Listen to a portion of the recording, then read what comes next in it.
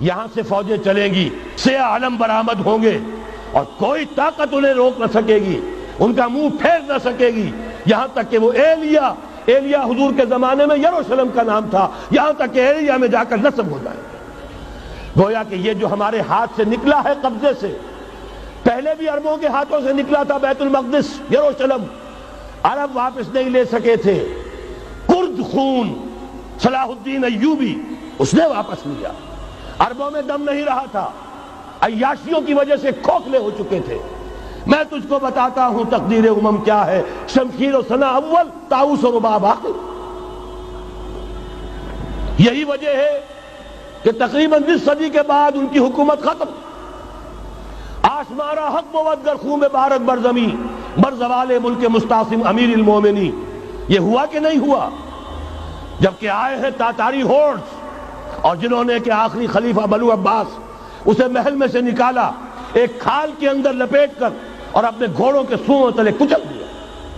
عرب معزول کر دیے گئے تھے، لیکن اب دوبارہ عربوں کو جب سہارا ملا ہے، لیکن اب بھی انہوں نے کہیں اسلام قائم نہیں کیا۔ کوئی روس کا غلام رہا، کوئی امریکہ کا غلام رہا، کسی نے اس کا ساتھ دیا، کسی نے اس کا ساتھ دیا۔ تہذیب ہے تو مغربی، تمدن ہے تو مغربی، وضع میں تم ہو نصارہ تو تمدن میں ہنود۔ یہ مسلمان ہیں جنہیں دیکھ کے شرمائے یہود۔ یہی معاملہ جب ان کا ہوا تو اب اللہ تعالیٰ کی طرف سے ان کے اوپر وہ عذاب کی بھٹی گرم ہونے والی ہے۔ لیکن اس کے بعد پھر یہاں سے جائیں گے وہ جو ان کی مدد کریں گے، اور یہ ایلیا کو واپس لینے والے یہ مشرق سے چلنے والے لشکر ہوں گے۔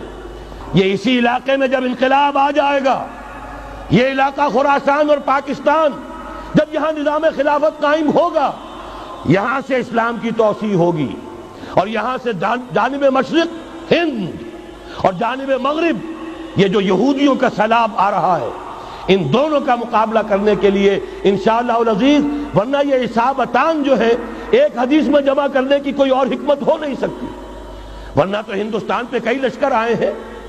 لیکن یہ کہ در حقیقت اسی وقت جبکہ عالم عرب میں وہ بھٹی دہکے گی، اسی وقت یہاں انقلاب آ چکا ہوگا۔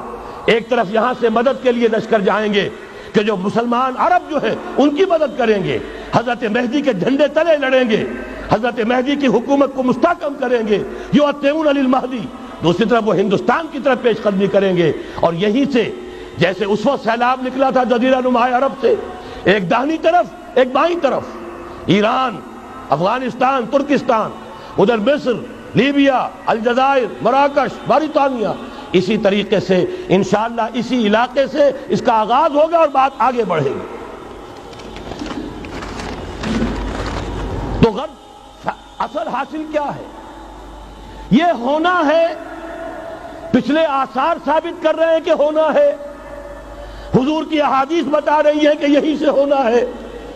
ہوا صرف یہ ہے ہم بھٹک گئے، ہمیں اپنی منزل یاد نہ رہی۔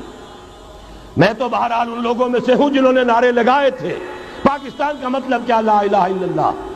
میں سن 46 میں یہاں حبیبیہ ہال میں قائد اعظم نے مسلم اسٹوڈنٹ فیڈریشن کے جس اجلاس کو خطاب کیا تھا، ضلع حصار سے جو 2 ڈیلیگیٹ آئے تھے ان میں سے ایک میں تھا۔